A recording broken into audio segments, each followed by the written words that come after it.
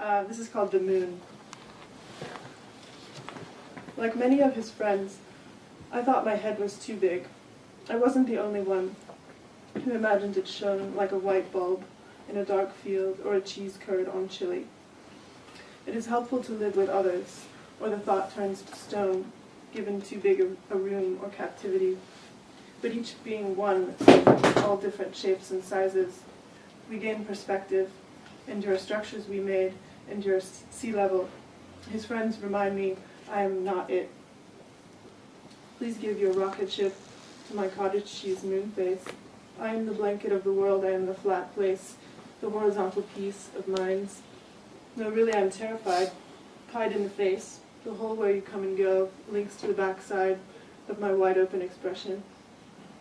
No, really I don't even feel pretty, frozen-faced. Since it began, I begin to depart these sour eyes, and you, rocket ship, aim carefully to tear out, to bore in, to eject, each time, and from sideways you shudder. If the climate were drier, my expression would flake into ether curled back, where your hammering digs in perpetuity, spaced out, steady, arrowhead self-sharpening forever. Thus the world comes, over and over, with a smile, a wide-open expression.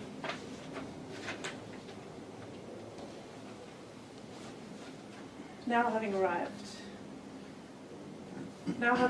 in the nowhere middle, in the style I had wanted, I'd wished for no flesh, no apparatus beyond a brain waving, flapping cerulean. Having arrived at original desert spaces, I'm not, however, clapping over, that rise over me in real berms, a god glove full of flesh slapped. I wish to be inside and in back of same photo, of the berm from above without shadow, or color outside ochre, cooked earth, sand, or any object to register scale at middle distance. I am the only object at middle distance, not trash to abstract, but can't photograph the trash, berm, and sky, while also standing on the berm because I do not have the equipment. Because I am the one in the field with the guts from the mattress, I know whether the foam is big enough for my body, or just my head, or if I cut it out of paper to look like foam, or foam color lining the bottom of a canyon I pretend is a ditch.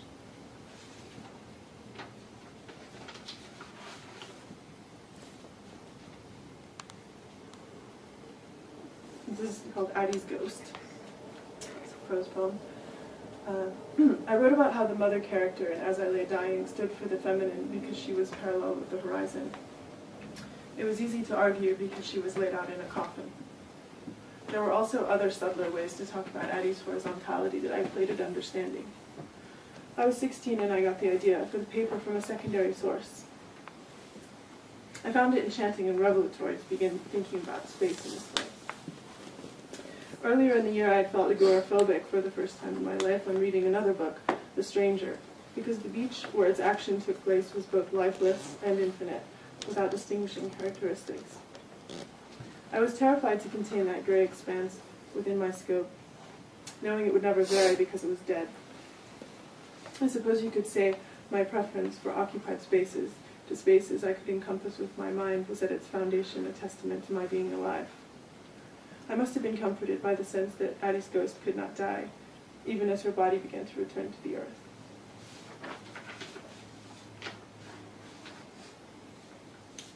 This is called Barkeep. I felt around for the step and didn't find it, because the girl with the high contrast makeup and curves was at the top of the stairs ringing me like a bell. So I slid like jelly back down to the bottom in my three-piece suit, less the jacket, and slung red wine through the pegs holding up the banister, onto the white shirt of the man under the stairs, guiding an asparagus spear into his mouth like a sword swallower. It was a terrific sight, the violet stain spreading across the man's broad back, as if his wings, really no more than ingrown buds implied by the tips of his shoulder blades, like anyone, had actually been fully formed and severed, and sometime later he put on a cool starched shirt over the wound. It was and would have remained excruciatingly beautiful had he not begun with frantic spinal twists and shouting. Had I not been asked to rise immediately from the bottom of the stairs, where I paused on the slope, body and mind both perfectly still, belly down with whole limbs laced into crevices in the carpentry and all my muscles tensed like a mountain climber, like it was my life. I thought I might like to be fired at last, to be shown the door, and then the far peaks, and be on my way, but I wasn't. A hand reached for my throat to straighten my bow tie. Even the wingless man with the fresh wound took it all very lightly in the end.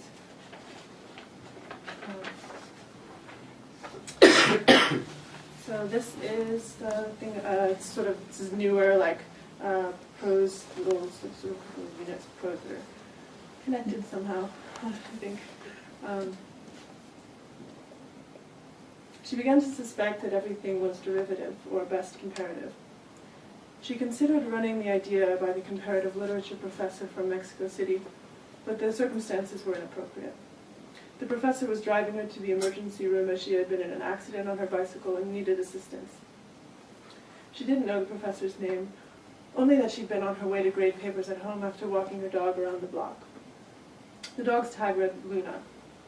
Although bleeding and disoriented, she was very interested to learn that the women's field was composite, in large part because of the woman's spirit, which her own spirit wanted to mingle with.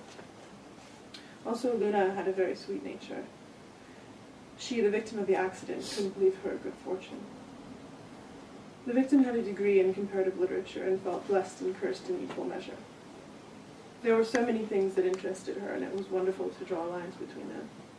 When she started writing poetry, the sensibility persisted. If the poems operated at all, it was by diagramming relationships. Most poems comprise descriptions of X, Y, and Z bathed in the light of their interrelation. X is here, Y is there, and Z is further away. The problem with her poems about the ether was their lack of movement, teachers warned. But it was difficult to understand what other options were available when she didn't want to write narrative. Objects in space compelled her to record their truth. Day by day after the accident, the body told its story. She was able to make out the figure of the second man in a new silhouette. She recalled there was a first man whom she cleared to the left, only to be met by a second man. When he gave her his hand to hold after the worst of it, he meant, "I'm sorry, goodbye, good luck," but she wanted to remember. She arranged for an artist to make a three-quarter view contour drawing of her head from behind. The lower right half of her face showed the boldest impression. She instructed the artist not to think of it as a portrait of her, but as pure line that could reveal the other. Consider a clock face large enough to pull over the head, laced with spokes, and open in a plane perpendicular to the spine, as a giant collar. Consider the tip of the nose like a hand registering 12 o'clock. The face was impacted at 1:30, so its rigid components leaned left and back, while the flesh swelled right and forward. Peeling open the lower lip revealed a tear below the gum line, spanning the right half of the jaw. The septum of the nose bowed from right to left, leaving lopsided nostril shapes. The idea that there are no new ideas was not new to her, nor was it interesting. She was concerned with form first. She was not a fountain of knowledge, and content secondarily. Indeed, form is also thought of as in idealized.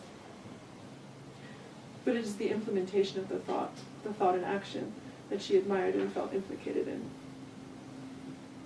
I'm going to just more, but I'm going to stop the prose, and I'm just going to end with one little piece here. I eat dried fruit. I eat dried fruit until my jaw is sore from chewing. The dentist says, "Stop eating so many raisins." If I dream my teeth fall out, I know they are my secrets. I grind my true self with my secrets until my secrets have holes I fall through. Thank you.